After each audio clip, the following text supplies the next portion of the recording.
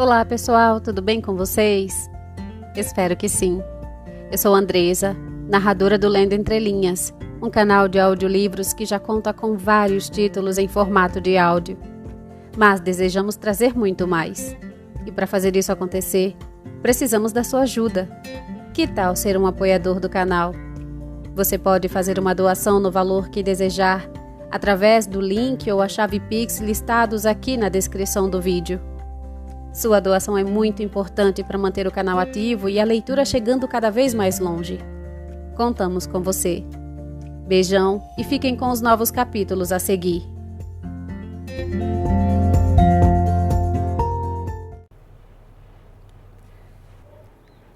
Capítulo 10. Sou desprezado e ganho um emprego.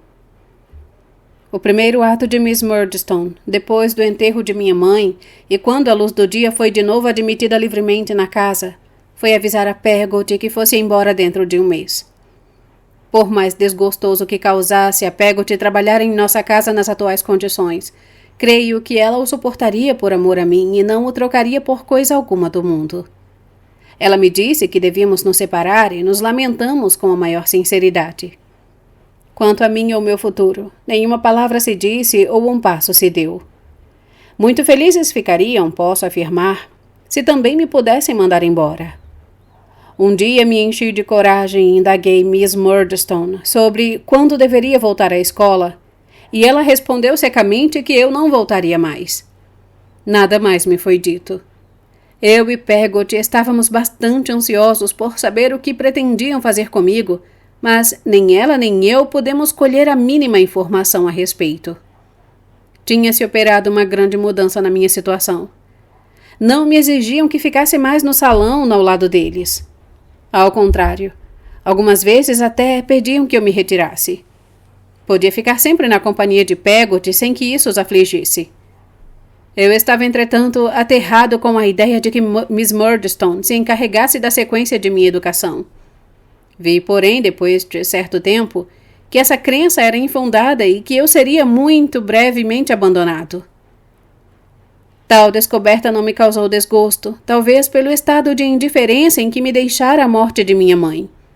Lembro que, às vezes, me punha a pensar no que iria fazer sozinho no mundo, com a instrução que tinha, mas eram pensamentos de desespero, ditados por minha triste situação. Um dia eu disse a Peggot com um ar pensativo.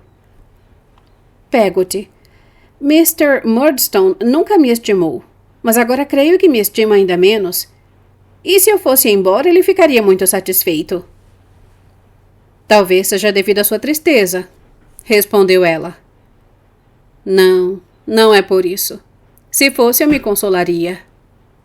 Oh, mas como você sabe? Perguntou Peggot. Isto não se esconde. Ele está, por exemplo, sentado agora tristemente ao lado de Miss Murdstone. Mas se eu entrasse, ele ficaria... Como? Disse Peggot. Vermelho de cólera. Continuei, imitando sem querer a cara carrancuda com que ele me recebia. Dave? Disse ela. É a verdade, Peggot, afirmei. Procurei por todos os meios possíveis, disse ela como para evitar que eu insistisse no mesmo ponto. Achar emprego que me servisse aqui em Blunderstone, mas não achei, meu querido. E o que pensa fazer? Para onde pretende ir, Peggot? Perguntei tristemente. Creio que serei obrigada a ir para Yarmouth. Ainda mais longe. Em todo caso, não é o fim do mundo e eu poderei ver você algumas vezes. Eu, disse Peggot. Enquanto você estiver aqui, virei vê-lo todas as semanas. Essa promessa consolou-me um pouco. Vou primeiro passar uns 15 dias em casa de meu irmão para fortalecer-me e, como você não tem nada a fazer aqui, talvez o deixem ir comigo. Se alguma coisa podia dar-me satisfação neste mundo, era aquele projeto. Havia, porém, a dúvida do consentimento de Miss Murdstone. Essa dúvida foi logo dissipada. Miss Murdstone entrou quando conversávamos e Peggot expôs-lhe a questão. Ele irá perder o seu tempo na ociosidade, que é a mãe de todos os vícios. Mas ele o perderá da mesma maneira aqui ou em outra qualquer parte. Por mim consinto. Resta saber a opinião de meu irmão. Eu agradeci sem deixar, entretanto, transparecer a minha alegria, que poderia fazê-la mudar de resolução. O consentimento estava, pois, concedido. Se não fosse retirado, partiríamos no fim do mês, que fora dado como prazo a Peggotty para deixar a casa. Mr. Murdstone concorda com a irmã. Portanto, eu iria com Peggotty. Chegou o dia da partida.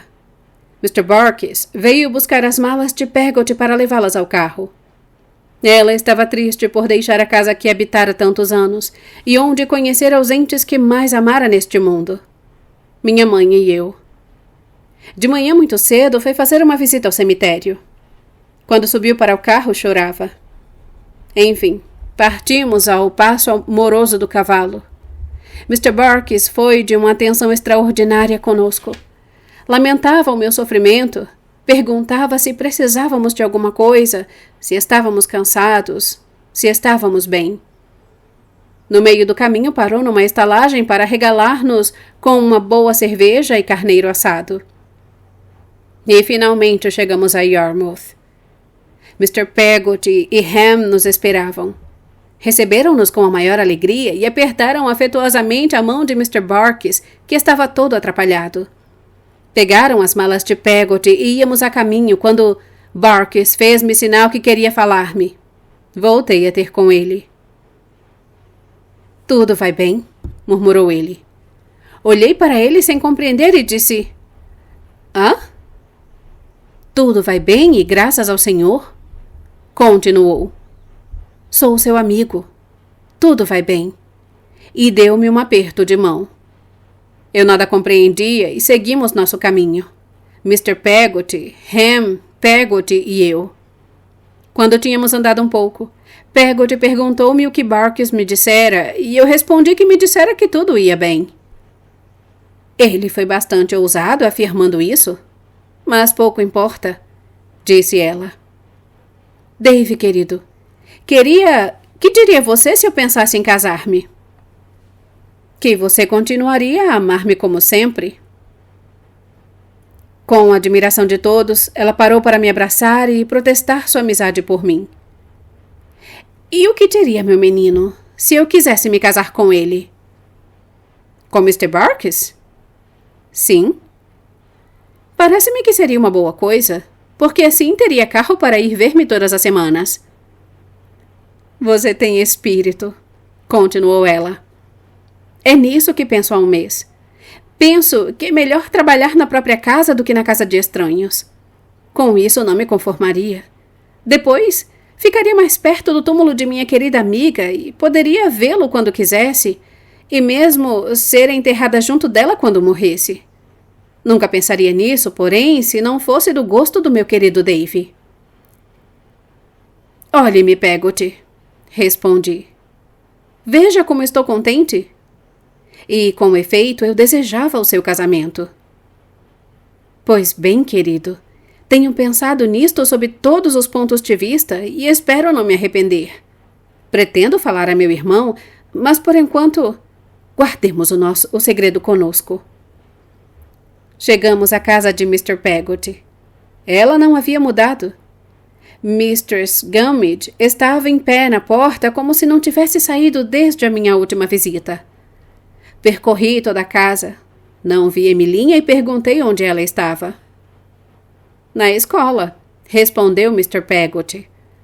Voltará daqui a meia hora. Não imagina como sentimos a sua falta. Mistress Gummidge suspirou como para dizer que ela o sentia mais que os outros.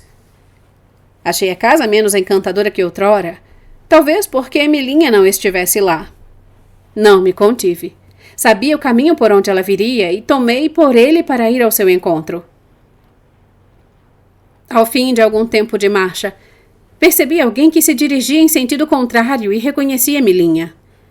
Corri para ela e ia beijá-la, mas ela pôs a mão sobre os lábios, dizendo-me que não era mais uma criança, e fugiu para casa rindo-se perdidamente.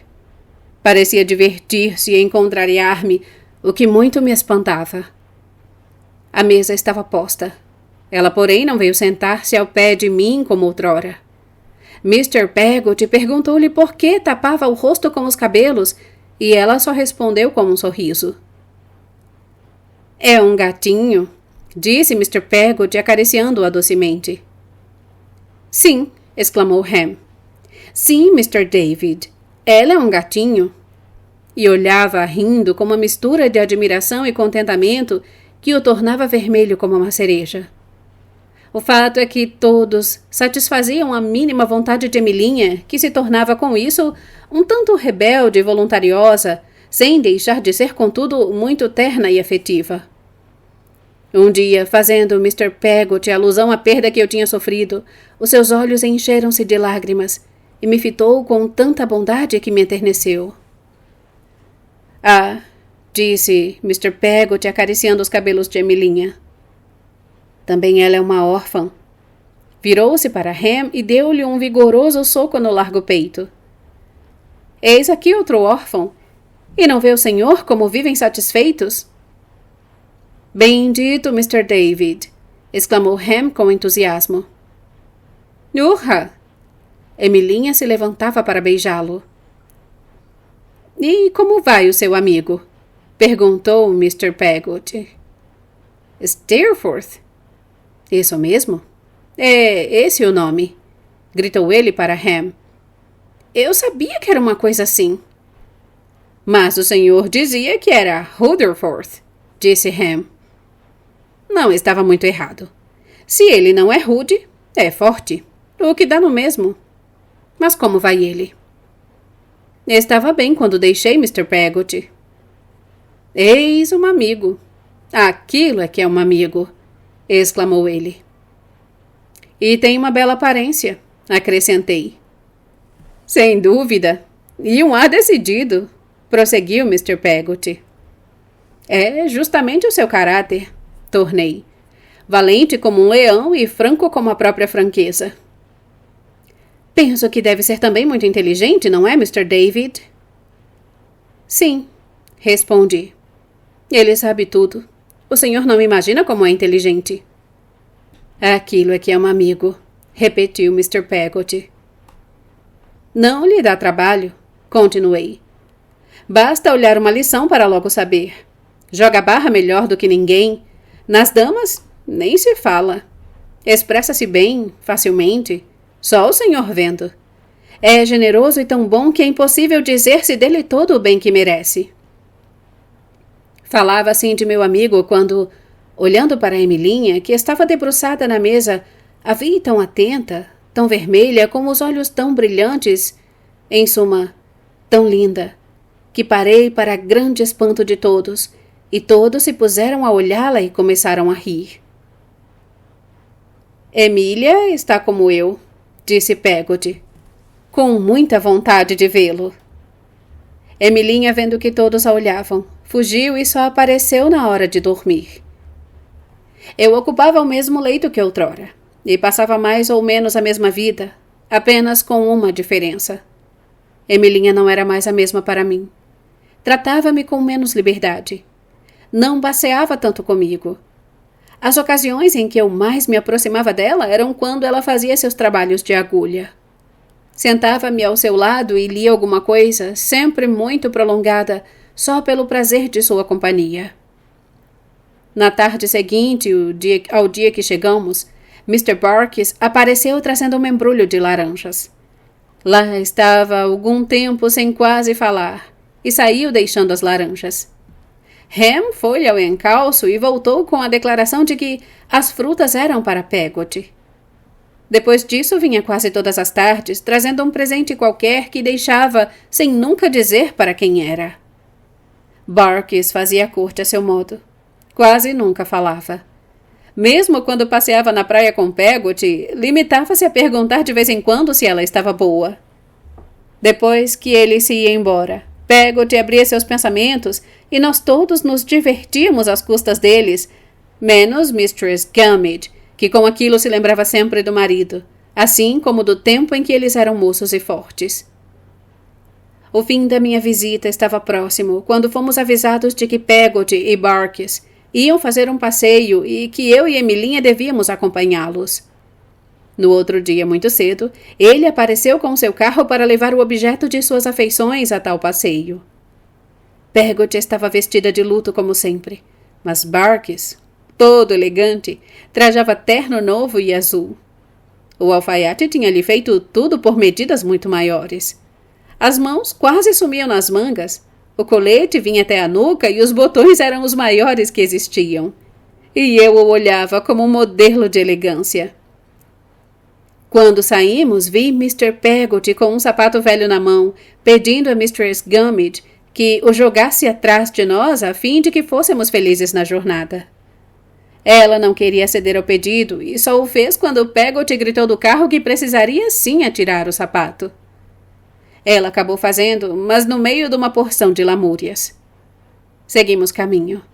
Mr. Barkis parou à porta de uma igrejinha, amarrou o cavalo e entrou com Peggotty, deixando-me só com Emilinha. Aproveitei a ocasião para a abraçar e pedir-lhe que fosse mais terna comigo nesses últimos dias.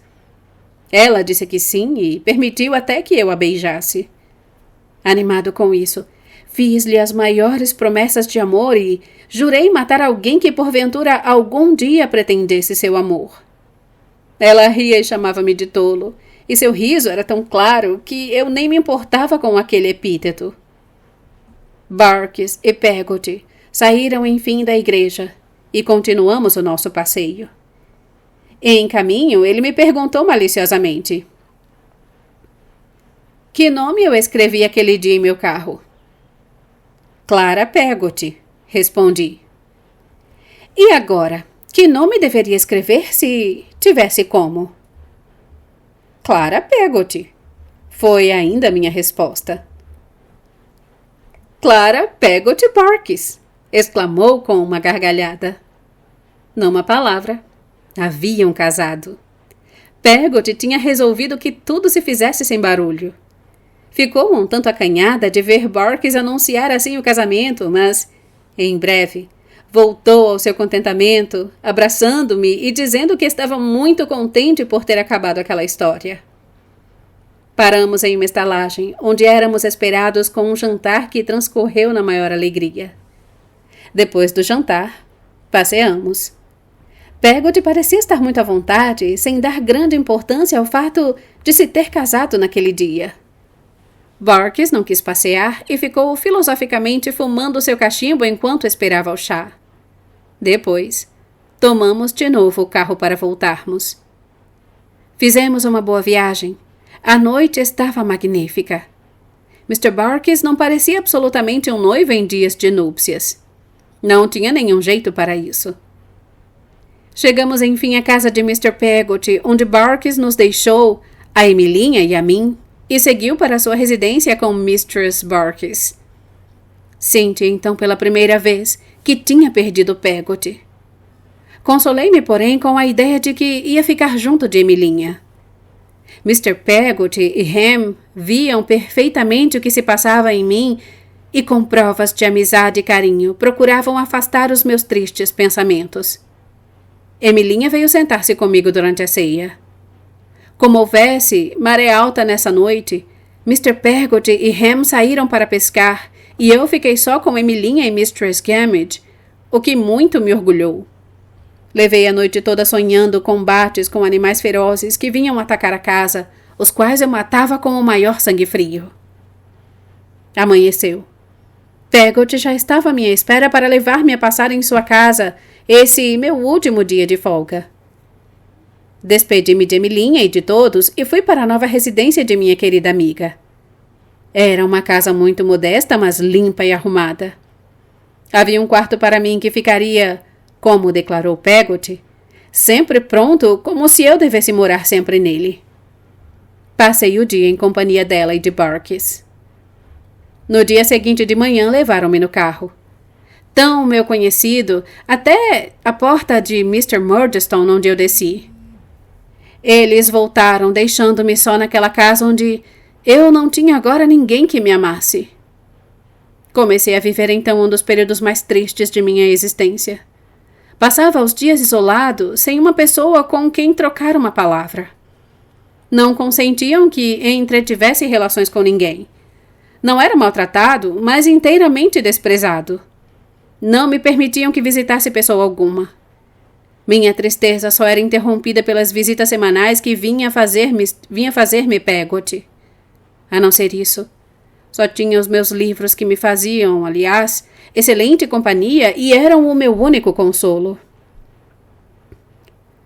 Por esta ocasião, porém, houve um fato que devia mudar muito a marcha de minha vida e que assim me ficou gravado na memória. Eu passeava certa manhã no grande jardim em frente à nossa casa, quando, em uma volta, me encontrei com Mr. Murdstone, acompanhado de um senhor. Na minha surpresa, ia passar adiante sem dizer nada, quando o recém-chegado exclamou: "Olá, Brooks." "Brooks não, senhor. David Copperfield." Corrigi. "Ora, vamos. Você é Brooks." Retrucou o meu interlocutor. "Brooks de Sheffield. É o que você é." A essas palavras, olhei-o com mais atenção e reconheci Mr. Quinion, a quem eu fora certa ocasião visitar em Lowestoft com Mr. Murdstone. "Como vai? E onde está estudando, Brooks?" disse Mr. Quinion, apoiando a mão em meu ombro e fazendo com que eu o acompanhasse. "No momento ele está em casa", informou Mr. Murdstone. "Sua educação está suspensa. Não sei o que fazer com ele. É muito difícil lidar com esse menino." "Ah", fez Mr. Quinion, olhando-no segundo me pareceu. "Eis um belo dia." Houve um momento de silêncio, rompido ainda por Quinion, que disse: "Suponho que seja trabalhador, Brooks." "Sim, não é aí que pega o carro", disse Mr. Murdstone com impaciência. "Agora, deixe-o ir embora. Ele prefere passear sozinho." A essa observação, Quinion deixou-me e eu retomei o caminho de casa. Quando ia entrar, vi Mr. Murdstone conversando com Mr. Quinion um pouco afastados. Notei que falavam a meu respeito. Mr. Quinion dormiu essa noite em nossa casa. Pela manhã, quando eu ia deixar a mesa depois do almoço, Mr. Murdstone chamou-me. Voltei-me. Estavam Mr. Murdstone e sua irmã sentados e Mr. Quinion em pé defronte de uma janela. "David", começou Mr. Murdstone, "quando se é moço, precisa-se trabalhar neste mundo e não sonhar e vadiar." "Como faz você?" ajuntou a irmã. "Jane Murdstone, deixe-me falar, por favor." "Repito, David, quando se é moço, precisa-se trabalhar. É uma grande verdade, sobretudo para um menino de sua idade, com um caráter rebelde e a quem só se pode prestar algum benefício, obrigando-o às necessidades da vida ativa, que é a única coisa que pode moldar caráteres como o seu. Suponho, David, que você saiba que não sou rico. Sua educação já está bastante dispendiosa. Os colégios são caros e, mesmo que não o fossem, penso que nada lucrariam a você. O que tem de fazer é lutar pela vida. E quanto mais cedo começar, tanto melhor." Pareceu-me que iria começar a pagar meu triste tributo de sofrimento. Em todo caso, se não ocorreu-me naquela época, ocorreu-me agora. "Já ouviu falar em casa de comércio?" "Casa de comércio?" "Sim. Na minha casa de comércio, Murdstone e Grimby, que negocia em vinhos", respondeu ele. Suponho que tenha hesitado, pois ele continuou precipitadamente. "Já ouviu falar na casa, nos negócios, nas adegas, no empório ou em qualquer coisa que o valha?" "Parece-me que já. Sim, senhor", respondi. "Pouco importa", replicou ele. "É Mr. Quinion quem dirige o negócio." Lancei um olhar respeitoso para Mr. Quinion, que continuava debruçado à janela. "Ele diz que há muitos meninos empregados na casa e não vê por que você não possa ir também trabalhar nas mesmas condições." "Quando não há outras ocupações, Murdstone? fez observar Mr. Carney. Mr. Murdstone fez um gesto de impaciência e continuou sem atender à observação. Irá ganhar o seu sustento. Darei quarto e roupa lavada. Desde que não passe de certa soma, acrescentou a irmã. Dar-lhe-ei também roupa, porque você não pode ainda ganhar o suficiente para comprá-la. Vá, portanto, para Londres com Mr. Carney para começar a viver à sua custa. Numa palavra, está empregado, observou Miss Murdstone. Agora é tratar de cumprir seu dever. Embora eu compreendesse muito bem o intuito de se verem livres de mim, não me recordo muito bem se tal comunicação me alegrou ou me entristeceu. Tenho a impressão de que meu estado era de confusão e que fiquei oscilando entre os dois pontos sem me prender a nenhum. Também não existia lá muito tempo para assentar as ideias, uma vez que Mr. Carney devia partir na manhã seguinte. Vejam-me, naquela manhã, com meu velho chapeuzinho branco, com um crepe enrolado na copa devido ao luto de minha mãe, paletozinho preto e calças grosseiras, consideradas por Miss Murdstone a melhor armadura para as pernas na luta contra o mundo que se ia agora iniciar. Vejam-me vestido desse jeito, com meus pequenos objetos de uso metidos numa pequena mala, sentado, menino solitário e abandonado, como o diria Mistress Gummidge, na corrida que conduzia Mr. Carney até Yarmouth, onde tomaria diligência para Londres. Vejam comigo como vão diminuindo a distância nossa casa e a pequenina igreja. Como o túmulo sob as árvores começa a se confundir com os objetos em volta. Como a agulha da torre já desapareceu e o céu ficou vazio. Vazio.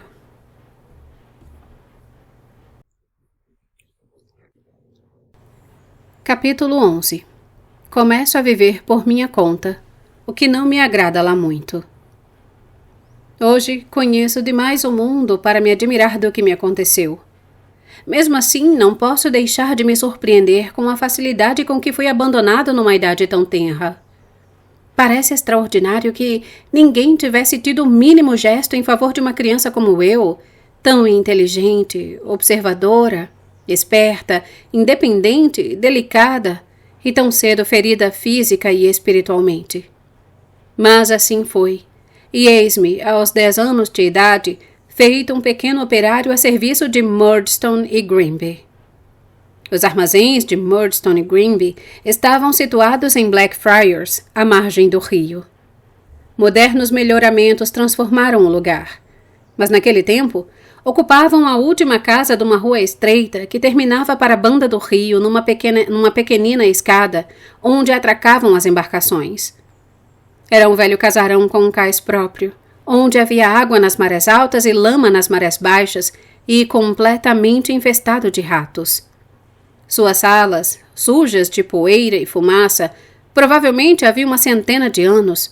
O forro e a escada já apodrecidos, o ruído e os guinchos das ratazanas no porão, a sordidez e o bafio do ambiente, são coisas que não estiveram em meu espírito apenas naquela época, mas ficaram comigo até a hora presente, exatamente como no dia em que pela primeira vez cheguei ali, com a mão a tremer na de Mr. Carney. O negócio de Murdstone Grimby abrangia muitos ramos, porém sua especialidade era o fornecimento de vinhos e aguardente aos vapores. Não sei com precisão o destino desses vapores, mas penso que alguns iam às Índias Orientais e outros às Índias Ocidentais. O que sei é que grande quantidade de garrafas vazias era uma das consequências desse comércio, e que alguns rapazes e meninos eram ocupados no exame das tais garrafas. Olhavam-nas de encontra-luz, rejeitando as que estivessem rachadas e lavando as outras. Então enchiam-se as garrafas, colocavam-se os rótulos, metiam-se as rolhas e colocavam-se os selos. Depois de prontas, eram arrumadas nos caixotes. Tudo isso era minha tarefa e dos outros meninos empregados da firma. Fui posto em uma turma de 3 ou 4 rapazes. Trabalhava sob as vistas de Mr. Carney. Meu camarada mais velho, Mick Walker, veio ensinar-me e mostrar o que eu tinha de fazer. Era o filho de um barqueiro e usava um avental esfarrapado e um boné de papel. Disse-me, entre outras muitas coisas, que tínhamos por companheiro um rapaz que respondia pelo esquisito nome de Fécula de Batata. Soube mais tarde que esse não era seu nome, e que essa singularíssima criatura recebera tal alcunha por causa da cor amarelada de sua pele. O pai era carregador de água e somava à profissão a honra de ser bombeiro num dos grandes teatros, onde sua filha fazia os papéis de anã nas pantomimas. Não há palavras que digam a minha impressão ao ver-me entre aquela sociedade. Perdi toda a esperança de ser algum dia um homem distinto. Entreguei-me de corpo e alma ao meu desânimo. Quando me via só, dava livre curso às minhas lágrimas, que se iam misturar à água com que eu lavava as garrafas. O grande relógio do armazém marcava 6h da tarde e todos se preparavam para o jantar, quando Mr. Carnion bateu na janela do seu escritório e fez sinal para que eu fosse lhe falar. Entrei e achei-me na presença de um homem de idade madura, um tanto gordo e inteiramente calvo. Ei-lo, disse Mr. Carnion mostrando-me. Ah, comentou o estranho com ar de condescendência que me impressionou. Eis Mr. Copperfield. Espero encontrá-lo de boa saúde. Respondi que sim. Ele desejava outro tanto. Eu, louvado seja Deus, gozo o melhor possível. Recebi uma carta de Mr. Murdstone pedindo-me que o recebesse em um dos quartos que tenho para alugar em minha casa. É Mr. Micawber, disse-me Carnion. Sim, repetiu o estranho. Micawber é meu nome. Mr. Murdstone, disse Carnion. Conhece muito Mr. Micawber. Escreveu a este senhor solicitando um quarto para você, e este senhor teve a bondade de recebê-lo em sua casa. Meu endereço, continuou Micawber, é Windsor Terrace, City Road. Agradeci. Como o senhor ainda não conhece muito bem o labirinto que é esta cidade, virei buscá-lo esta noite para lhe ensinar o melhor caminho. Tornei a agradecer pelo trabalho que ia lhe dar. A que horas poderei vir? Indagou ele. Às 8, informou Mr. Carnion. Aqui estarei às 8 em ponto, disse Micawber. Dito isso, pôs o chapéu e saiu com a bengala debaixo do braço, muito envertigado, a cantarolar uma modinha qualquer. Fiquei, pois, a serviço de Murdstone e Grinby com um salário de 6 shillings por semana, creio. Pagaram-me uma semana adiantada, e nesse dia dei 6 pence à Fécula para levar minha mala e gastei outros 6 com meu jantar. A hora fixada chegou, Mr. Micawber. Saí com ele e pelo caminho me foi ensinando os nomes das ruas, as fachadas dos edifícios, para que eu não errasse o caminho no dia seguinte. Chegados a Windsor Terrace, a uma casa de aparência mesquinha, ele me apresentou a Mistress Micawber, que era magra e pálida. Estava sentada na sala de jantar e amamentava uma criança que tinha um irmão gêmeo. Nunca me lembro de haver visto aquela senhora sem um dos gêmeos no colo. Havia outras 2 crianças. Mr. Micawber Jr., com 4 anos, e Miss Micawber, com cerca de 3. Uma órfã criada pela família e que fazia os serviços completava a população da casa. Meu quarto era situado nos fundos do prédio, no andar superior. Era pequeno, forrado de papel azul. Nunca pensei, disse Mistress Micawber enquanto víamos meu quarto. Antes de meu casamento, quando ainda vivia em minha casa, que tivesse de alugar quartos um dia. Mr. Micawber, porém, está em condições muito críticas e não há outro remédio. Não sei se ele poderá sair desta situação. Se os credores não quiserem esperar, tanto pior para eles, terão de gastar dinheiro com processos e nada conseguirão com isso, pois Mr. Micawber não tem um vintém de seu... Não sei o que Mistress Micawber pensava de mim para me confiar tais segredos. Creio que fazia para desabafar. Aliás, era este o assunto todos os dias. Pobre Mistress Micawber. Ela dizia que já tinha posto em prática todos os meios para arranjar dinheiro e que nenhum dera resultado. Quanto a Mr. Micawber, mantinha-se sempre elegante, indiferente e cheio de excelente apetite no meio de todas aquelas contrariedades, contando histórias de seu pai e de sua mãe. Passava eu modestamente na casa dessa família, onde almoçava e jantava. Vivia inteiramente independente. Mas, devido à minha inexperiência, me acontecia com frequência ficar sem dinheiro para comer. Recorria então ao botequim mais próximo, onde comprava qualquer coisa que substituísse por pouco preço o jantar. Quando tinha dinheiro, porém, costumava, para variar, comer num bom restaurante, e lembro-me de como os copeiros ficavam admirados ao ver-me tão pequeno e ia comer sozinho. Certa ocasião, por qualquer causa extraordinária que não me ocorre agora, entrei num café e, dirigindo-me ao dono, disse: "Quanto custa um copo da melhor cerveja que o senhor tem aqui?" 5 vinténs, disse o dono.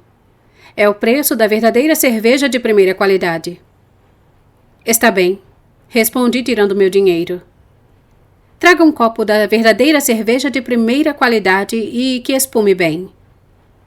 Ele me mediu de baixo a cima sorrindo, chamou depois a mulher, que logo veio, e juntos puseram-se a me examinar. Então me fizeram 1000 perguntas. Respondi a todas elas, inveridicamente para não comprometer ninguém. Por fim, serviram-me a cerveja sem nada receber em paga, e abraçaram-me com um ar de piedade e admiração. Não exagero as minhas dificuldades pecuniárias. Trabalhava da manhã à noite entre gente da classe mais inferior, sempre mal vestido e mal nutrido, e sem a misericórdia de Deus. Poderia ter me tornado vagabundo ou ladrão. O pouco que ganhava logo gastava com meu sustento. Mr. Kynon, na sua indiferença de homem de comércio que tem muitas ocupações, procurava distinguir-me um pouco dos demais empregados. Por minha parte, vi que o melhor meio de manter-me numa certa posição era fazer por trabalhar tanto quanto os meus companheiros e guardar absoluto segredo sobre a minha situação. Além disso, minha educação mantinha em torno de mim uma espécie de atmosfera de respeito. Chamavam-me de senhorzinho. Só 2 homens, Gregório e Pip, o primeiro contramestre de embaladores e o segundo carroceiro, chamavam-me de David, e isso mesmo só em certas ocasiões. Fécula de Batata uma vez revoltou-se contra a distinção que me davam, mas Mick Walker chamou imediatamente a ordem. Não tinha esperança alguma de sair daquela triste situação, o que me fazia sofrer constantemente. Suportava, entretanto, com resignação e nunca revelava a Peggotty, nas muitas cartas que lhe mandava, a minha dor. Tinha me afeiçoado à família de Micawber, e a ele de modo particular, de forma que as suas dívidas aborreciam também a mim e eram mais um fator de desgostos para uma vida. A nossa vida comum tinha feito com que Mistress Micawber adquirisse verdadeira confiança em mim. Todos os dias fazia-me confidências sobre os negócios do marido, que se conservava filosófico e indiferente. Certa noite ela me disse: "Mr. David Copperfield, não quero tratá-lo como um estranho e por isso lhe confio que os negócios de Micawber chegaram a uma crise agudíssima. Não temos coisa alguma para comer hoje, senão um pedaço de queijo de Holanda." "Meu Deus!" exclamei emocionado. "Mas eu ainda tenho metade do meu salário desta semana e faço questão de dá-lo à senhora." "Não, meu caro Mr. Copperfield, tal ideia não me passou pela cabeça. Mas, como o senhor tem juízo comum na sua idade, poderá prestar-me um grande favor. Já pus eu mesma quase toda a minha prata numa casa de penhores, mas os 2 gêmeos não me deixam sair e, além disso, tenho certo acanhamento. Possuo ainda alguma coisa de que posso dispor. Não quero encarregar Clickett, a minha criada, para desempenhar esta incumbência, porque se tornaria insuportável. Queria, pois, pedir-lhe..."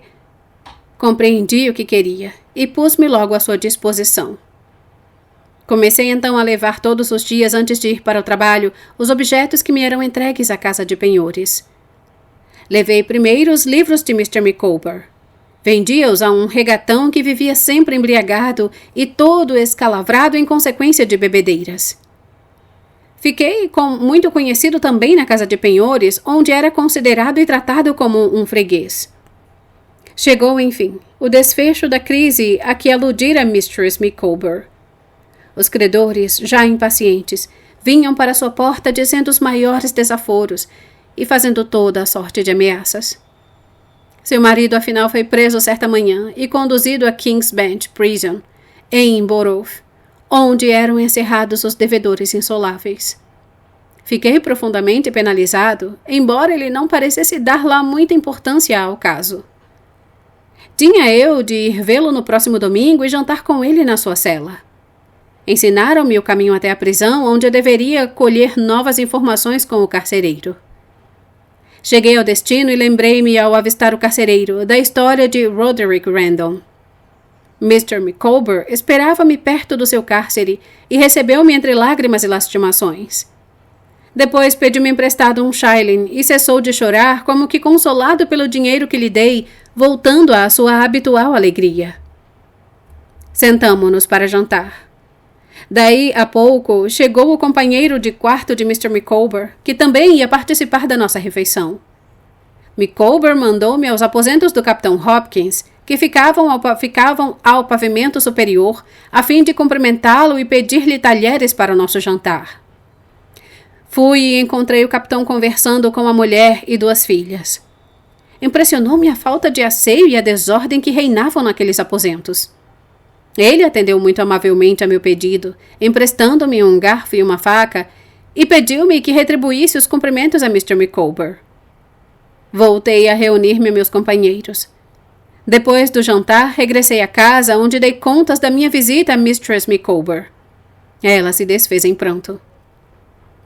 Mistress Micawber tinha vendido tudo o que havia em casa, exceto as camas, a mesa e 2 ou 3 cadeiras. Vivemos assim durante muito tempo. Um dia, ela resolveu ir morar no quarto particular que o marido tinha na prisão. Fui levar a chave ao proprietário, que ficou muito satisfeito. Todas as camas foram para King's Bench Prison, menos a minha, que puseram no quarto que me foi alugado. Continuava eu a trabalhar em Murdstone Grimpe, sempre calado e sem relações com nenhum dos meus companheiros. Nenhuma alteração houvera em minha vida, a não ser que agora ia comer na prisão com Micawber por um acordo cujos detalhes não me ocorrem. Os negócios de Micawber continuavam muito embaraçados, embora tivesse sido socorrido por parentes. Um dia, Mistress Micawber disse-me que tinham resolvido que Mr. Micawber fizesse uma petição de liberdade, e assim, pela lei dos devedores insolváveis, talvez se visse livre dentro de 6 semanas. E, então, disse Mr. Micawber, que estava presente, começarei a trabalhar para libertar-me destes negócios. Se Deus quiser e eu tiver boa sorte, estarei inteiramente salvo em pouco tempo. Micawber começou a fazer a sua petição à Câmara dos Comuns, solicitando que se modificassem os artigos da lei que tratavam de prisões por dívidas. Fazia isso como uma segurança para o futuro, dizia ele. Havia um clube na prisão, e no tal clube ele era pessoa muito acatada. Um dia expôs aos sócios do clube o projeto da petição, que foi unanimemente aprovado. Ficou resolvido que a copiariam em uma grande folha de papel com a assinatura de todos os habitantes da prisão. A cerimônia da assinatura da petição se realizaria no quarto de Micawber, debaixo de grande solenidade. Presidia o Capitão Hopkins, que perguntava a todos que chegavam à mesa para assinar. Leu a petição? Não. E quer ouvir a leitura do documento? Se o infeliz dava a menor mostra de assentimento, ele se punha a ler toda a petição sem escapar uma vírgula. Lembro-me da ênfase com que lia frases como estas: os presentes do povo reunidos em parlamento. Os autores da presente petição expõem humildemente a essa honrada Câmara. Os infelizes súditos de sua graciosa majestade. E palavras que tais eram para sua boca como um delicioso manjar. Micawber contemplava a cena com certo ar de vaidade. Quando eu caminhava todo o santo dia, de Suffolk a Blackfriars e vice-versa, ou quando, na hora do almoço, perambulava nas ruas escuras, enchia minha cabeça o eco do Capitão Hopkins, e eu me punha a indagar comigo quantos dos que passavam diante de mim não pertenciam à multidão dos necessitados. Quando agora meu pensamento regride àquela agonia lenta da minha meninice, Fico assombrado ante o número de romances que eu fazia sobre aquela gente, hoje pairando no ar qual névoa fantástica. Quando palmilho o velho terreno de minha existência, não é de espantar que eu lobrigue e deplore certo rapazinho inocente, caminhando à minha frente todo ocupado na criação de um mundo imaginário, fora das contingências dolorosas e das coisas sórdidas do mundo dos homens. Capítulo 12.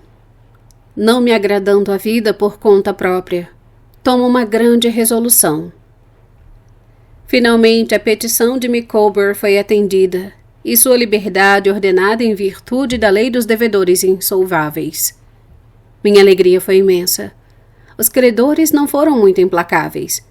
Mistress Micawber até me disse que o vingativo sapateiro, um dos autores da prisão do marido, lhe chegara a declarar que não lhe queria mal e que deixava para receber quando eles tivessem dinheiro.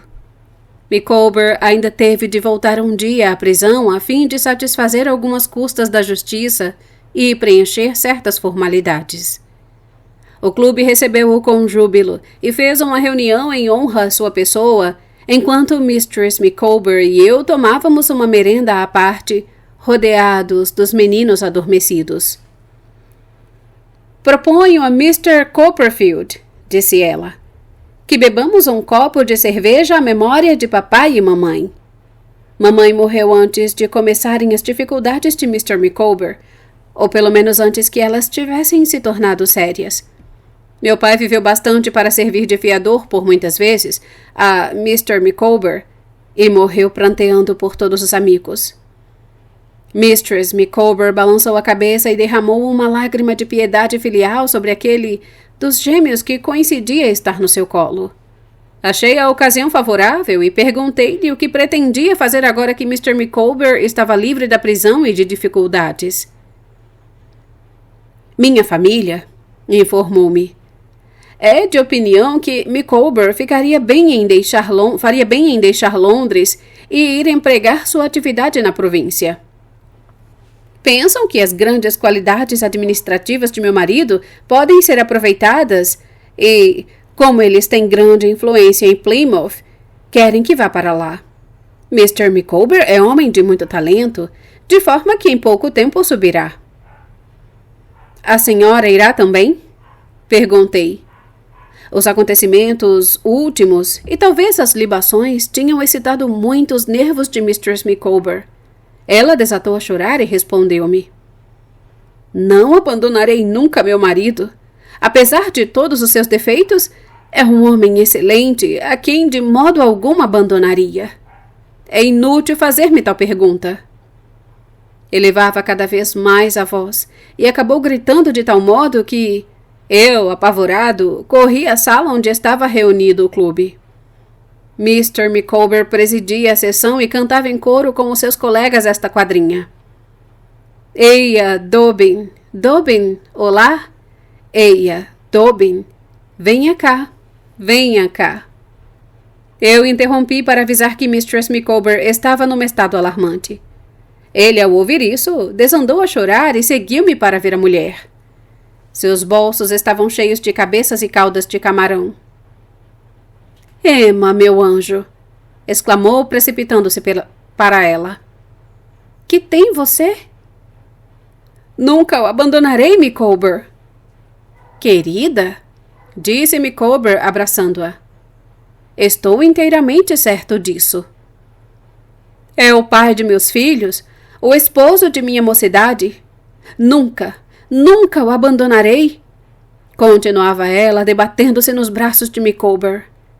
Ele ficou tão comovido com aquela prova de amizade que, ao fim de algum tempo, chorava também, e quanto mais procurava acalmar a mulher, mais ela chorava. Só depois de algum tempo conseguiu que ela fosse se deitar. Quando a deixou, eu, que estava esperando na porta, perguntei como passava Mistress Micawber, ao que me respondeu que ela estava muito abatida. Separamo-nos. Comecei então a pensar na saída da família Micawber de Londres e, por consequência, na nossa separação. Foi quando me encaminhava para minha casa que tive pela primeira vez um pensamento que devia em breve tornar-se um plano definitivo. Estava tão intimamente ligado aos Micawber que a ideia de separar-me deles para ir viver de novo no meio de gente estranha me mortificava e desanimava. Via, entretanto, que tinha de voltar ao primeiro estado de vida, isolado e sem amigos. Raramente ouvia falar em Mr. Murdstone e nunca em sua irmã. No dia seguinte, tive a confirmação das minhas suposições. Eles ficariam uma semana em Londres e depois partiriam para Plymouth. Micawber foi ao escritório de Kynion para dizer-lhe que partiria e que, por conseguinte, tinha de deixar-me. Fez-me também os maiores elogios. Kynion chamou Phipp, que era casado e tinha um quarto a alugar, e ficou combinado que eu iria ficar com ele, o que deixou Phipp muito contente. Quanto a mim, já tinha tomado uma resolução firme. Passei as noites da semana que restava com Mr. Micawber, sempre entre as maiores provas de amizade e simpatia. Chegou, enfim, o dia da viagem para Plymouth. Levei-os até a estação das diligências e despedimo-nos sentidamente. Quando a diligência partiu, ficamos eu e a órfã, que morava também com os Micawber, parados, olhando um para o outro como que atordoados, até que ela me apertou a mão e foi-se embora a caminho do Hospital de São Lucas. E eu voltei para o meu trabalho. Não tinha, porém, intenção de continuar naquela vida penosa. Estava resolvido a fugir para a casa do único parente que ainda me restava e que era uma senhora. Miss Betsy. Já fiz notar que não sabia como este projeto tinha nascido em meu cérebro, mas o fato é que estava absolutamente resolvido a pô-lo em prática, embora tivesse receios sobre como seria recebido por minha parenta, que eu nem mesmo sabia onde morava. Escrevi, pois, a Peggotty perguntando de um modo casual onde morava minha tia.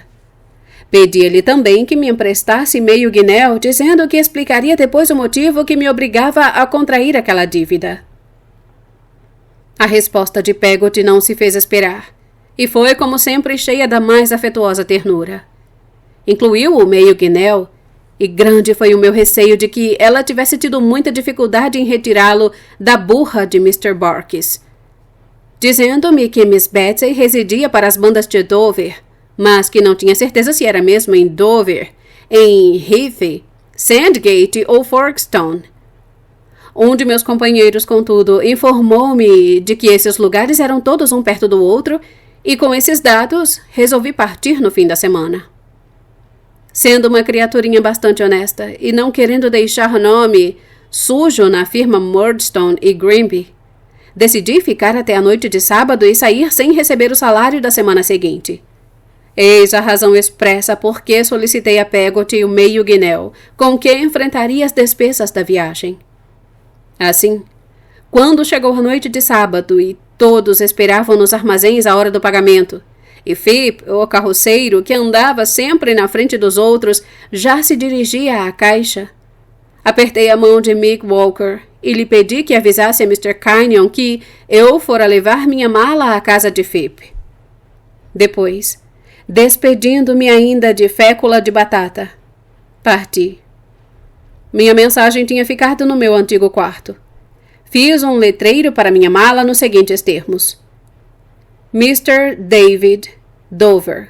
Aguardar ser procurada.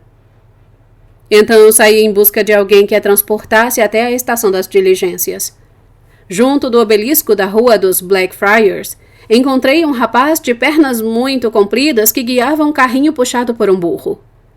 Pus-me a fitá-lo tão atentamente que ele perguntou se nunca o tinha visto. Parei para lhe explicar que não o fazia por mal, e sim para me certificar se ele podia ou não prestar-me um serviço. Que serviço? Disse o rapaz pernilongo. Transportar uma mala, respondi. Que mala? Insistiu o rapaz pernilongo. Expliquei-lhe que era a minha mala e que lhe pagaria 6 pence para levá-la à estação das diligências de Dover. Fechado, bradou o rapaz pernilongo.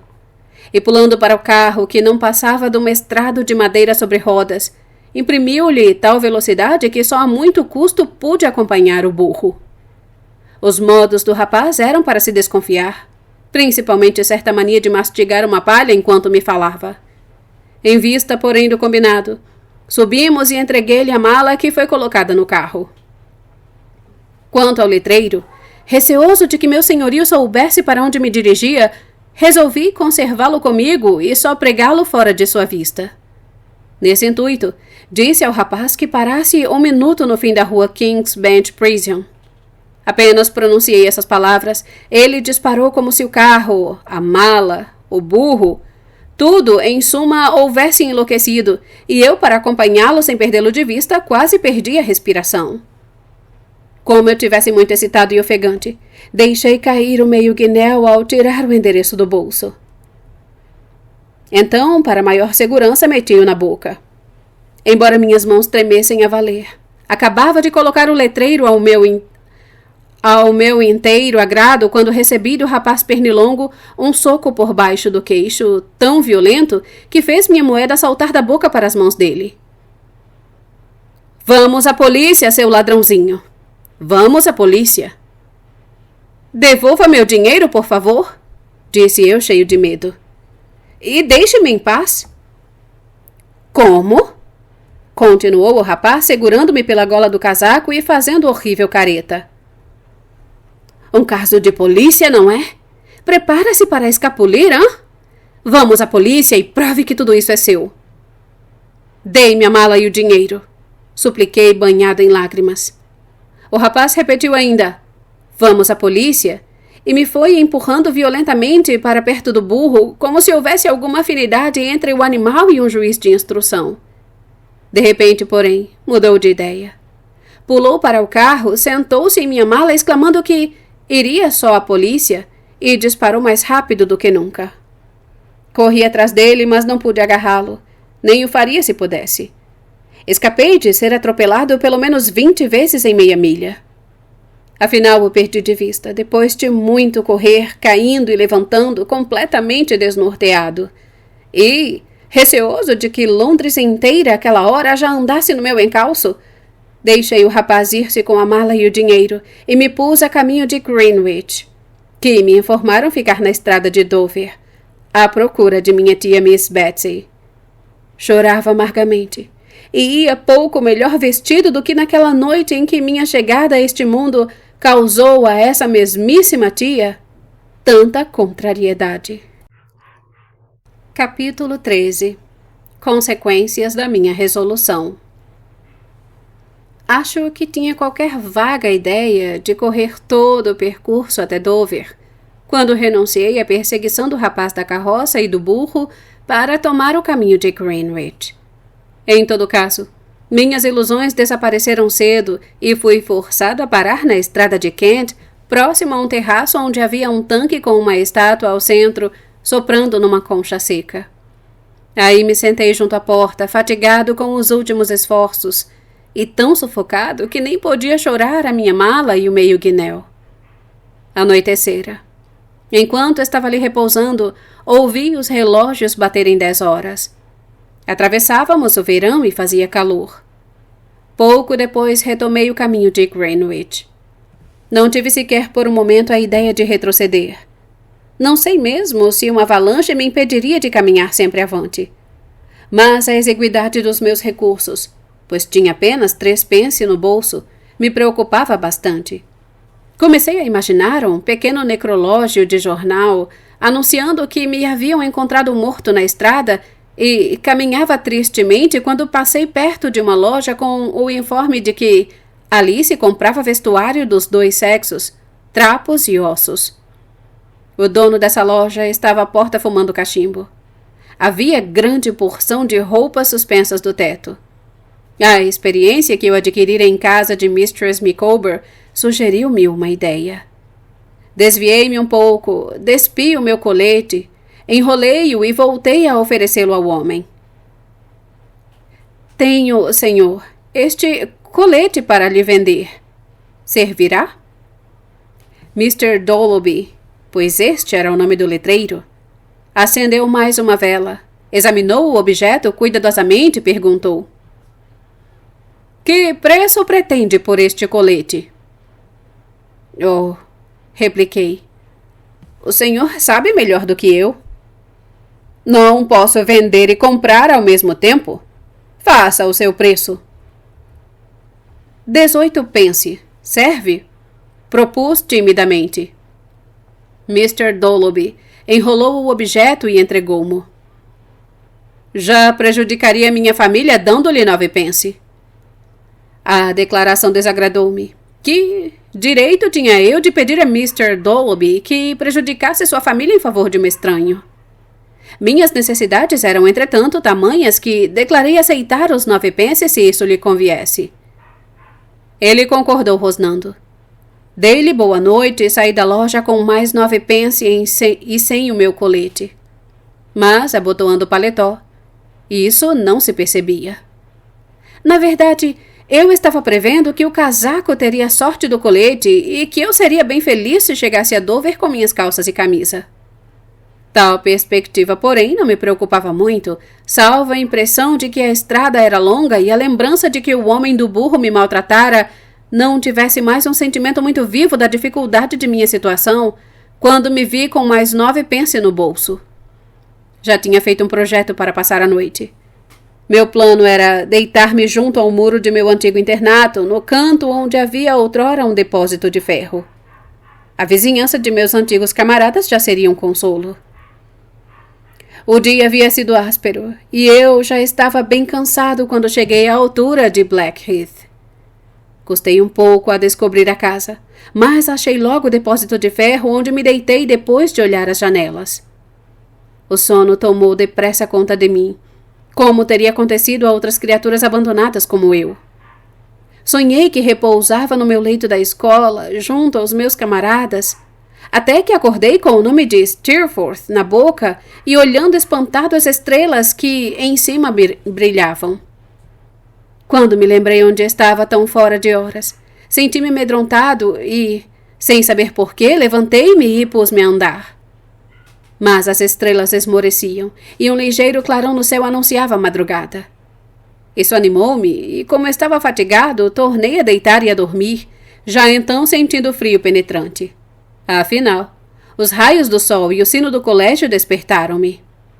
Se eu contasse com Steerforth ali, teria esperado que ele saísse só, mas sabia que ele estava ausente havia algum tempo. Traddles podia ali estar, mas eu não tinha certeza, e depois não tinha bastante confiança na sua discrição para contar-lhe a minha situação, embora fizesse um bom juízo dos seus sentimentos. Afastei-me, pois, enquanto meus antigos companheiros se levantavam, e tomei a estrada poeirenta que me haviam indicado para chegar a Dover, quando eu fazia ainda parte dos alunos de Mr. Creakle. Como essa manhã dominical diferia das que eu já havia passado em Yarmouth. À hora do costume, ouvi os sinos chamando os fiéis à igreja. Passei pela porta durante a celebração e encontrei muita gente que a ela se dirigia. A paz e o repouso dos dias idos reinavam em todo o ambiente em contraste com o meu inquieto coração. Sentia-me denunciado aos fiéis, que me viam pelo pó das minhas vestes e a desordem dos meus cabelos. Sim, o quadro sempre presente aos meus olhos de minha mãe no esplendor de toda a sua mocidade e beleza, sentada junto ao fogo e chorando, e a de minha tia eternecendo-se por efeito do remorso, não sei se teria coragem de caminhar até o dia seguinte. Tinha feito nesse dia cerca de 9 léguas pela grande estrada e estava exausto. Ao cair a noite, atravessava a ponte de Rochester, mastigando o pão que havia reservado para minha ceia. 1 ou 2 casinhas com o cartaz: alojam-se pedestres e cavaleiros. Tentavam-me bastante, mas eu não ousava despender as minhas últimas moedas e tinha um certo receio dos vultos suspeitos e desocupados que encontrara nas redondezas. Pedi, portanto, abrigo ao céu, como na noite precedente, tendo conseguido a muito custo chegar a Chatham, que à noite apresenta uma verdadeira fantasmagoria de velas, mastros e pontes suspeitas. Caminhei ao longo de uma larga muralha coberta de erva, terminando num corredor e acomodei-me junto de um canhão. A sentinela marchava de lá para cá, e, tranquilizado com a sua presença, adormeci. Despertando de manhã, tinha os membros tão laços, os pés tão doloridos e os ouvidos tão atordoados com o ruído dos tambores e o andar dos soldados que senti não poder ir longe desse dia se quisesse chegar ao fim de minha viagem. Desci, entretanto, por um beco bem estreito, decidido a negociar a venda do meu casaco, o grande problema do dia. Tirei-o logo do corpo, dobrando-o no braço e comecei a procurar os Belchiores. O lugar era dos melhores. Os negociantes de roupas velhas eram numerosos e estavam todos à porta. Descobri mesmo uma casa, precisamente do gênero da de Mr. Dolloby. Entrei e senti uma grande perturbação quando do fundo saltou um velho de cara medonha, horrivelmente sujo e tresandando a rum que me agarrou pelos cabelos. — Que quer? — gritou o velho ferozmente. — Oh, meus olhos! Que quer? Oh, meus bofes, minha barriga! Que quer? Oh, Gorou, Gorou! Fiquei tão assustado que nada pude responder, e o velho então continuou. Que quer? Oh, meus bofes, meus olhos, meus membros! Que quer? E os olhos saltavam-lhe das órbitas. Queria saber se deseja comprar um casaco, disse eu trêmulo. Oh, vamos ver o casaco? Gritou o velho. Oh, tenho o coração em brasa, mostre-me o casaco. Aí deixou-me os cabelos e, com os dedos trêmulos, lembrando as garras de uma ave de rapina, ajustou no nariz uns óculos que ainda lhe faziam os olhos mais vermelhos. Quanto quer pelo casaco? Oh, Gorou, quanto quer por isto? Meia coroa. Respondi, endireitando-me um pouco. Oh, meus bofes, minha barriga? Não, 18 pence. Todas as vezes que soltava essa exclamação, seus olhos saltavam e sua voz parecia uma rajada de vento, a princípio branda, depois muito aguda, para depois novamente decair e extinguir-se.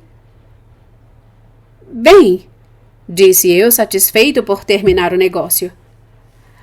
Aceito os 18 pence. Meu estômago! Exclamou o velho, atirando a roupa sobre uma prateleira. Saia! Oh, meus bofes!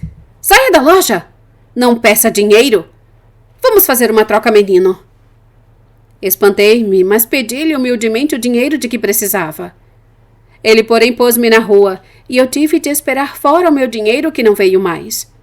Era um doido, e na vizinhança tinha fama de ter vendido a alma ao diabo, e o que logo vinha saber pela criançada de perto que passava os dias a provocá-lo, e ele a ameaçá-lo furioso de dentro do seu antro. Algumas vezes, vindo fora da porta, tomava-me por uma dessas crianças e me agarrava, com ar de estrangulador, voltando depois à sua cova, onde se punha a gemer surdamente a morte de Nelson, soltando um "oh" em cada verso. Para acúmulo do meu caiporismo, a criançada dos arredores, vendo-me ali junto à loja, supôs-me pessoa do velho e começou a me atirar injúrias e pedras. Fiz todos os esforços para realizar o negócio. Ele me oferecia em troca linhas de pescar, um violino, depois uma flauta, um chapéu de 3 bicos, mas eu insistia em receber o meu dinheiro ou o meu casaco, até que ele começou a pagar-me penny por penny, no que levou horas. Foi uma luta. Saí dali com uma fome e uma sede extremas que minorei com o dispêndio de uma moeda.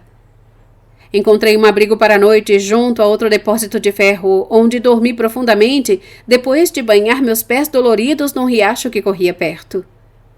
Quando me pus a caminho no dia seguinte, vi desdobrarem-se de cada lado os jardins e os campos de lúpulo, onde começava a ceifa.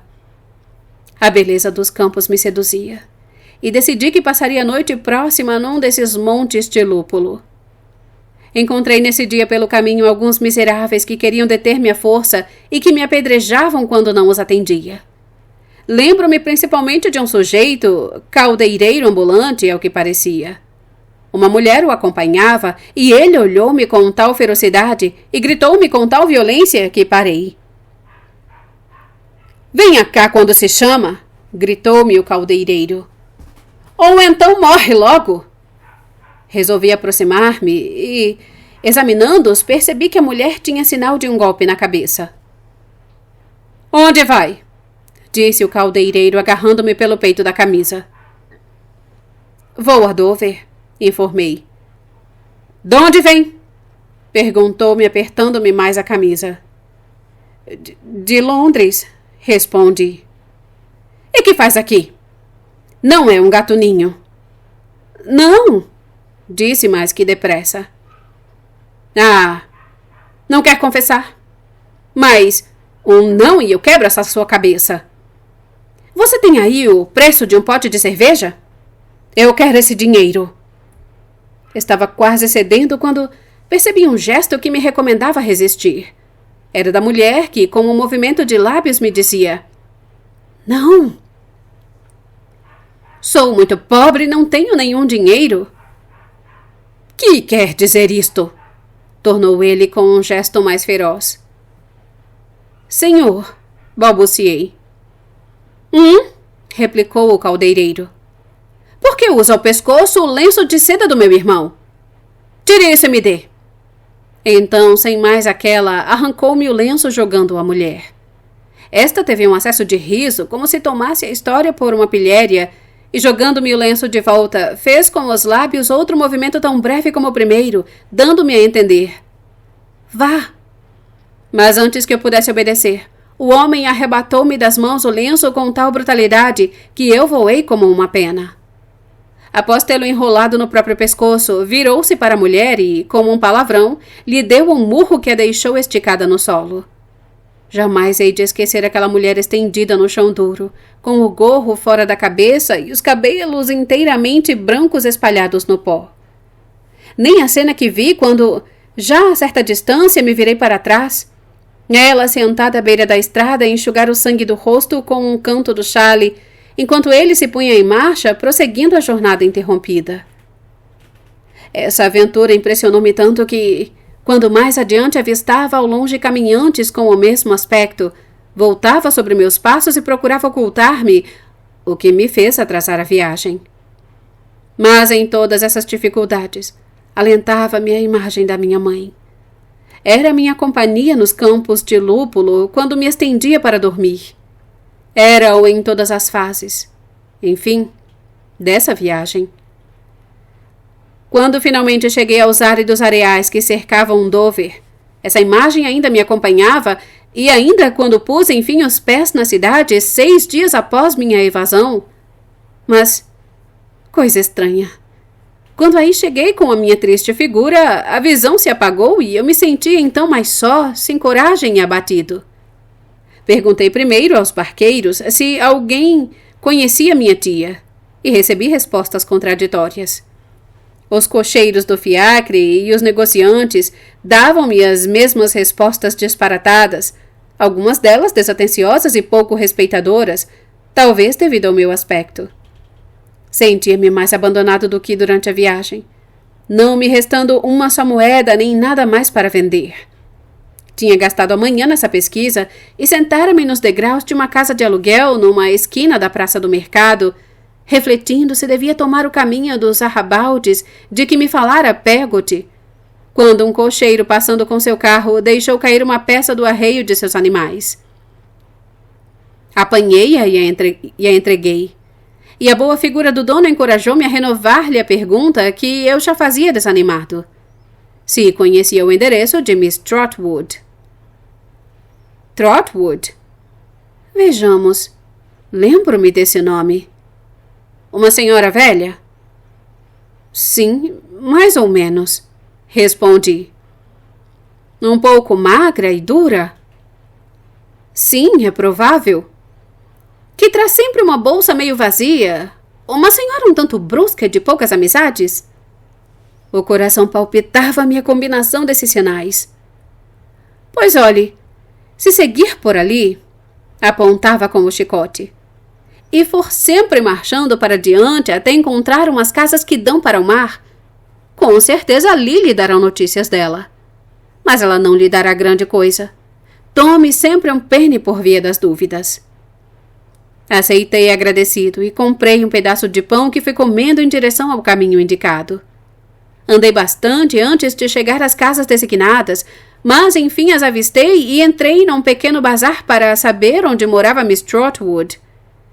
Dirigi-me ao homem do balcão que passava arroz para uma moça e foi esta que me respondeu vivamente. É minha ama. Que quer dela? Queria falar-lhe se fosse possível, disse eu. Quer dizer que deseja pedir-lhe esmola, não? Não, absolutamente, respondi. Depois, refletindo que outro não era o meu fim, corei até as orelhas e fiquei calado. A criada de minha tia, como eu logo supus pela sua declaração, pôs o arroz numa cesta e saiu da loja, dizendo-me que eu podia acompanhá-la se quisesse saber onde morava Miss Trotwood. Segui a moça, e logo chegamos a uma linda casinha cercada de um balcão todo florido, de onde vinha um suave perfume. Eis a casa de Miss Trotwood, disse minha criada. Agora que já sabe, não posso dizer mais nada. Depois entrou precipitadamente como para fugir a toda a responsabilidade da minha visita e deixou-me em pé junto à grade do jardim, a olhar tristemente para cima em direção à janela do salão. Percebia-se uma cortina de musselina entreaberta, um grande fogão, uma pequena mesa e uma poltrona que me trouxe a ideia de que nela minha tia, então, imperava com toda a sua majestade. Meus sapatos estavam em molambos, meu chapéu completamente amassado e furado, minha camisa e minhas calças podiam servir de espantalho aos pássaros. Meus cabelos não viam pente desde a minha saída de Londres. Meu rosto, pescoço e mãos, tudo. O sol havia tostado e a poeira enegrecido. Nesse estado eu esperava ver a impressão que causaria minha tia. Nada mais aparecia no salão e eu logo calculei que ela não estivesse em casa. Depois, percebi dentro um homem simpático de cabelos grisalhos, de maneiras diferentes, que piscava um olho e sacudia a cabeça para mim. Então pôs-se a rir e desapareceu. Eu já estava muito calejado para que esse fato me desconcertasse mais. Já me dispunha a afastar-me para refletir quando saiu de casa uma dama com um lenço amarrado sobre o gorro. Trazia luvas de jardinagem, um cesto e um cutelo. Reconheci Miss Betsy, pois caminhava com o ar majestoso que minha mãe descrevera ao lembrar-se do seu andar no nosso jardim de Blunderstone. Siga adiante, disse-me Miss Betsy sacudindo o cutelo. Toque andar? Não quero rapazes aqui. Olhei a todo trêmulo enquanto ela tomava, no seu passo marcial, uma das aleias do jardim onde se abaixou para podar uma planta. Então, sem esperança, mas animado pelo desespero, cheguei-me docemente a ela e lhe toquei com um dedo. Senhora, tenha bondade, comecei. Ela estremeceu e ergueu os olhos. Minha tia, tenha a bondade. Hã? Disse minha tia cheia de espanto. Minha tia, eu sou o seu sobrinho. Oh, meu Deus! E sentou-se na terra na aleia do jardim. Eu sou David Copperfield, de Blunderstone, no condado de Suffolk, onde a senhora foi na noite do meu nascimento ver minha querida mãe. Tenho sido bem infeliz depois da sua morte. Descuidaram-se de mim, nada me ensinaram, abandonaram-me a mim mesmo e deram-me uma tarefa para a qual não sirvo. Fugi para vir ao seu encontro. Roubaram-me quando parti e por isso vim até aqui, a pé, sem ter uma cama para dormir há 6 dias. Mostrando-lhe as minhas mãos maltratadas, chorei. Até então, o rosto de minha tia só exprimia espanto, mas quando me viu chorar, levantou-se precipitadamente da areia e conduziu-me até o salão. Foi diretamente a um armário, donde tirou vários frascos, fazendo-me beber uns líquidos. Depois disso, vendo-me num estado nervoso tal que não podia sufocar os soluços, estendeu-me num sofá com um chale por baixo da cabeça e sentou-se perto, exclamando com pequenos intervalos. Misericórdia! Um instante depois tocou a campainha. Joaninha, disse ela à criada que entrara. Suba para apresentar os meus cumprimentos a Mr. Dick e diga-lhe que eu lhe quero falar. Joaninha mostrou-se um pouco admirada de ver-me estendido no sofá, mas saiu logo ao dar o recado. Minha tia passeava no salão, as mãos cruzadas nas costas, até que entrou rindo o homem que pouco antes me fizera careta. Mr. Dick, disse minha tia. Nada de tolices, porque sei da sua sensatez quando lhe convém. Por isso deixe de brincadeiras. Ele tomou um ar grave e pareceu olhar-me com receio de qualquer alusão de minha parte ao incidente da janela. Mr. Dick, continuou minha tia. Já lhe falei algum dia em David Copperfield. Não se faça de esquecido. David Copperfield, disse ele como quem não se lembra bem. David Copperfield. Oh, sim, sem dúvida. Pois bem, eis aqui seu filho. Seria o retrato do pai se não fosse também tão parecido com a mãe. Seu filho? Disse Mr. Dick. O filho de David? É possível? Sim, disse minha tia. Ele acaba de fazer uma boa. Está fugido. Sua irmã, Betsy Trotwood, não teria fugido. E minha tia sacudiu a cabeça com um ar tão positivo, cheia de tanta confiança no caráter e na conduta dessa moça perfeita, a que só faltava a circunstância de ter vindo ao mundo. Sim, ela estaria sempre ao lado de sua madrinha e teríamos vivido muito felizes juntamente. Mas agora, continuou minha tia, que aqui vejo o pequeno David Copperfield. Diga-me, que devo fazer dele? Que deve fazer? Repetiu Mr. Dick embaraçado. Que deve fazer? Sim, insistiu minha tia fixando-me seriamente. Atenção! Quero um bom conselho. Pois bem, no seu lugar, começou Mr. Dick refletindo e lançando-me um olhar vago. No seu lugar, eu lhe daria um banho. Joaninha, disse minha tia voltando-se com um sorriso que eu não compreendi. Mr. Dick tem sempre razão. Faça aquecer um banho. Por maior interesse que eu tomasse na conversa, não pude deixar de examinar minha tia. Mr. Dick, Joaninha e também o aposento onde nos achávamos. Minha tia era alta. Seus traços eram pronunciados sem serem desagradáveis. Seu rosto, sua voz, sua atitude, seu andar, tudo nela indicava uma inflexibilidade de caráter que bastava para explicar o efeito que produzia sobre uma criatura dócil como era minha mãe. Devia ter sido bela quando moça. Seus olhos eram vivos e brilhantes. Seus cabelos grisalhos formavam 2 bandos presos por um simples gorro abotoado sob o queixo. Seu vestuário era dos mais simples e caseiros. Eu usava relógio de homem, a julgar pelo tamanho, e uma espécie de punhos e colarinhos também masculinos. Mr. Dick tinha, como já disse, os cabelos grisalhos e a tez fresca. Sua cabeça era um pouco curvada, não tanto pela idade, e seus olhos me lembravam os dos discípulos de Mr. Creakle, quando este os castigava. Vestia, como todo mundo, paletó e coletes cinzentos e calças brancas. Ainda trazia na algibeira um relógio e nos bolsos moedas que fazia tinir cheio de orgulho. Joaninha era uma moça de 19 a 20 anos, limpinha e bem vestida.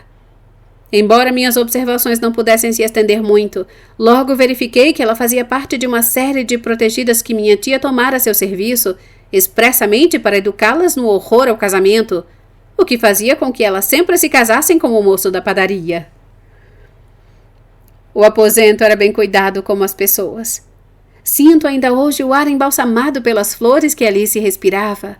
Revejo os velhos móveis e os menores objetos de estima de minha tia. Joaninha se ausentara para preparar o banho, quando minha tia de repente deu um grito de indignação. Joaninha! Os burros! Joaninha voltou esbaforida, como se o prédio estivesse em chamas, para afugentar com minha tia 2 burros montados por 2 senhoras. assim como um jumento tendo no dorso um menino que pisavam e comiam descuidadamente a grama, ainda tenra plantada ao redor do jardim. Não sei até hoje se minha tia tinha direitos tão incontestáveis sobre esse pedaço de terra plantada, mas decidira consigo mesma que aquilo lhe pertencia e era quanto bastava. Não deixava que por ali pastasse ou mesmo pisasse um burro. Corria logo atrás. Tinha esguichos e balde d'água para afugentar qualquer assaltante das suas plantações, e era assim uma guerra constante, pois parece que isso, do outro lado, já era uma distração para os proprietários de herbívoros. O banho fez-me um grande bem, pois eu já começara a sentir dores agudas nos membros e muito abatimento, resultado de um certo resfriado. Depois, minha tia e Joaninha enfiaram-me numa camisa e num paletó de Mr. Dick, envolvendo-me em 2 grandes chales. Estava muito enfraquecido e, voltando a estender-me sobre o sofá, logo adormeci. Era talvez um sonho, sequência natural do quadro que por tanto tempo preocupara meu espírito, mas despertei com a impressão de que minha tia se debruçava sobre mim, arranjando-me os cabelos e acomodando-me o travesseiro. As palavras "pobre criança" pareciam também soar aos meus ouvidos, mas não asseguro se minha tia então as pronunciava, pois, quando a percebi, ela se achava sentada junto à janela olhando o mar, oculta pelo seu biombo mecânico que virava à vontade sobre um pino. O jantar seguiu-se ao meu despertar e compunha-se de uma galinha assada e de um pudim. Sentei-me à mesa com as pernas encolhidas, mal podendo mexê-las. Estava extremamente aflito para saber o que minha tia pretendia fazer de mim. Porém, ela comia no mais profundo silêncio, apenas contemplando-me fixamente de espaço a espaço e exclamando às vezes "misericórdia", o que ainda aumentava as minhas inquietações. Minha tia serviu-me um cálice de sherries. Depois mandou chamar Mr. Dick, a quem pediu que escutasse com atenção a história que eu contava em resposta às perguntas que me fazia. Durante a minha narração, ela fitava Mr. Dick, que sem isso teria cochilado. "Não posso conceber a fantasia dessa pobre moça casando-se novamente", disse ela quando terminei. "Talvez amasse seu segundo marido", disse Mr. Dick. "Amor", retrucou minha tia. "Que quer você dizer?" "Talvez achasse algum prazer nisso", replicou ele. "Prazer? Um belo prazer, realmente, para essa pobre moça em entregar o seu coração ao primeiro tipo pronto a maltratá-la. Que queria ela mais? Tivera um marido? Tinha achado David Copperfield como o gênio mais pacato desta terra desde o berço. Tinha um filho, este que aqui está, nascido naquela famosa sexta-feira. Que mais poderia desejar?" Mr. Dick sacudiu discretamente a cabeça sem saber o que responder. "Eu não podia mesmo ter um filho como todo mundo?" continuou minha tia. "E que fez da irmã deste rapaz, a menina Betsy Trotwood?" "Nem falemos." Mr. Dick mostrou-se muito impressionado. "O tal médico pequenino, Chellips, creio, tinha a cabeça fora do lugar e só sabia dizer: 'É um menino! É um menino! Que grandes imbecis!'"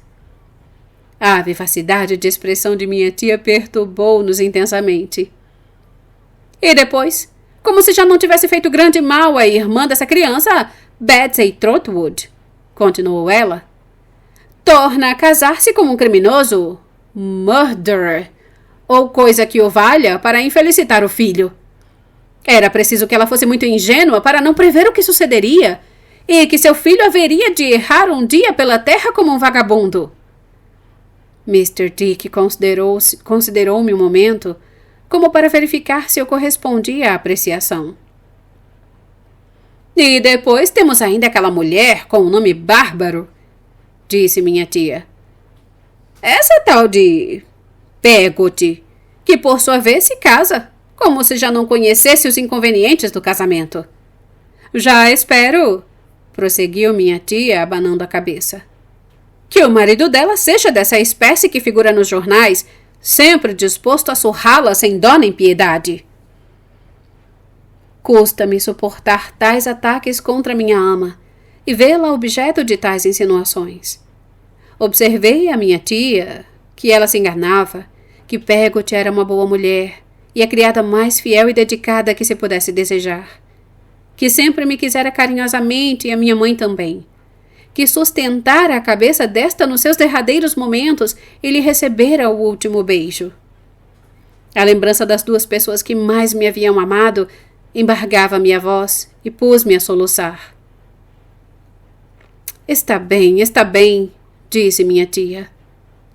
Este menino tem razão em defender os que o protegeram, Joaninha. Joaninha, os burros!